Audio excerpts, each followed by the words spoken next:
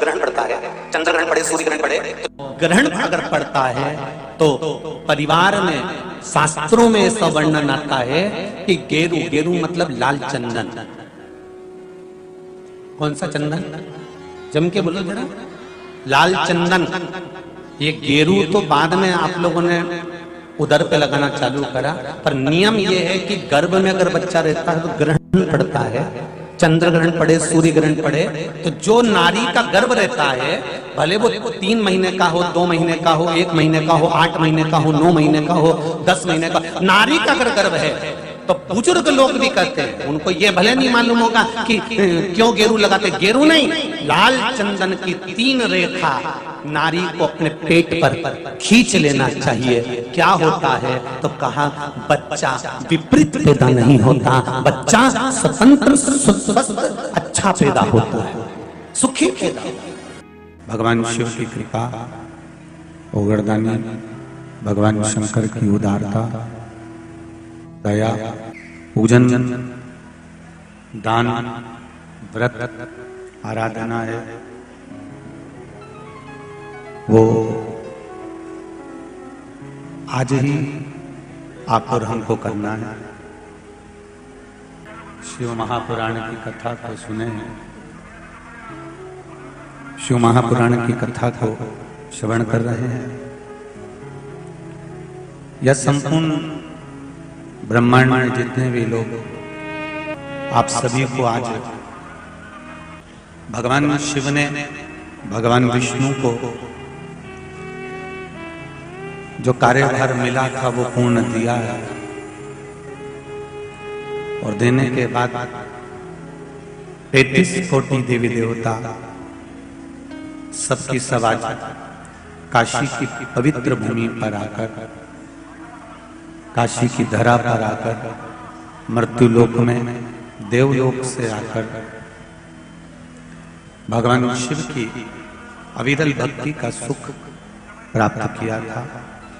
और बड़ा सुंदर दीप पर्व पूरे ब्रह्मांड में, पूरे काशी में, पूरे मृत्युलोक में 33 कोटि देवी देवताओं ने मिलकर किया, सभी ने मिलकर। इसलिए ये प्रयास करना, आज अपने अपने घर के दरवाजे पर दीप दान करो। कोई जलाशय, कोई नदी, कोई कुआं, कोई बावड़ी, कोई तालाब, कोई सरोवर नजदीक में हो तो वहां दीप दान करो। ना हो तो पीपल का वृक्ष, आंवले का वृक्ष, बेलपत्री का वृक्ष, बट वृक्ष, ऐसे मूल वृक्षों के नीचे भी दीप दान कर सकते हो। और जीवन का सुख आपके हर पल बना रहे, यही बाबा से निवेदन है। नियम यह है कि गर्भ में अगर बच्चा रहता है तो ग्रहण पड़ता है, चंद्र ग्रहण पड़े, सूर्य ग्रहण पड़े, तो जो नारी का गर्भ रहता है, भले वो 3 महीने का हो, 2 महीने का हो, 1 महीने का हो, 8 महीने का हो, 9 महीने का हो, 10 महीने का, नारी का अगर गर्भ है तो बुजुर्ग लोग भी कहते हैं, उनको ये भले नहीं मालूम होगा कि क्यों गेरू लगाते। गेरू नहीं, लाल चंदन की 3 रेखा नारी को अपने पेट पर खींच लेना चाहिए। क्या होता है तो कहा, बच्चा विपरीत पैदा नहीं होता, बच्चा स्वतंत्र स्वस्थ अच्छा पैदा होता है, सुखी पैदा होता है।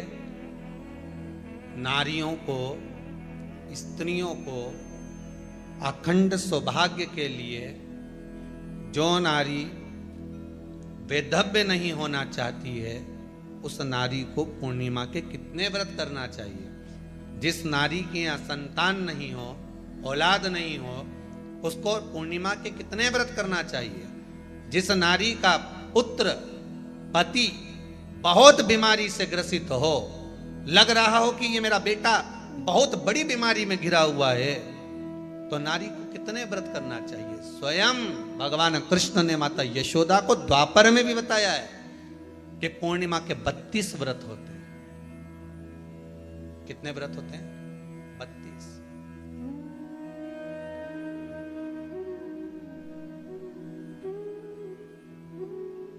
स्वयं भगवान कृष्ण यशोदा रानी को, माता यशोदा जी को भी बता रहे हैं 32 व्रत। अब आपको किसी ने बता दिया होगा कि 8 कर लो, 7 कर लो, 6 कर लो, 12 कर लो, इसलिए आपने बोला कि 12 कर लीजिए, 32 कर लीजिए। अरे यहाँ तो द्वापर की कथा भी कहती है। यशोदा जी ने एक बार भगवान कृष्ण को रोक कर कह दिया, ए कन्हैया रुको। कन्हैया बोले, बोलो माँ क्या बात है। कन्हैया जरा रुकिए, इधर आओ जरा। भगवान कृष्ण आए। हाँ मां बोलिए, किस जगह का प्रसंग है ये? जिस समय पर राधा रानी कुरुक्षेत्र में नंद बाबा और यशोदा जी को लेकर कुरुक्षेत्र के कुंड में ब्रह्म सरोवर में स्नान कराने के लिए लेकर जाती हैं, ग्रहण का समय पर। और जब भगवान कृष्ण उस कुरुक्षेत्र के उस सरोवर में स्नान करने आते हैं, तब यशोदा जी ने अपने लाला से प्रश्न किया है, पूछा है,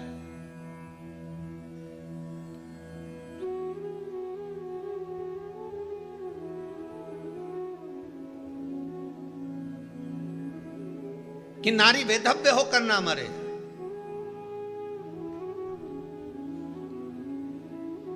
उसका पति कोई रोग से ग्रसित ना हो, उसका पुत्र किसी रोग में ना पड़े।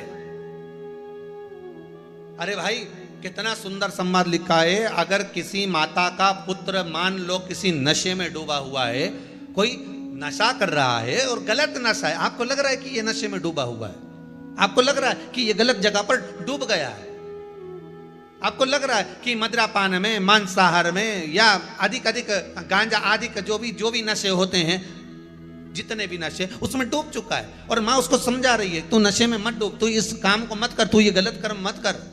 माँ उसको समझा कर हार गई। तो मेरा माताओं से निवेदन है, आप उसको समझाना बंद कर दो, एक काम करना प्रारंभ कर दीजिए। हमें जो शिव महापुराण के माध्यम से शास्त्र कह रहा है कि आप 32 पूर्णिमा के व्रत प्रारंभ कर दो। उसमें करना क्या है आपको? केवल जिस दिन व्रत रहे, रात्रि के समय पर कोई भी मीठा, कुछ भी सामग्री आप चंद्र की रोशनी में, चंद्र को अर्घ देने के बाद, पूजन करने के बाद उसको रखो, और वही सामग्री जो नशा कर रहा है उसको पूर्णिमा के दूसरे दिन उसको खिलाओ। आप धीरे धीरे खिलाना चालू करेंगे, जिस नशे में वो डूबा हुआ उस नशे से वो छूटना प्रारंभ हो जाएगा। 2 पूर्णिमा व्रत करके तो देखो, तीसरे में तुम्हें जरूरत ही नहीं पड़ेगी। धीरे धीरे आप वो छूटना प्रारंभ हो जाएगा। स्वयं भगवान कर रहे हैं। यशोदा मैया ने कन्हैया को रोक लिया कुरुक्षेत्र के उस मैदान में,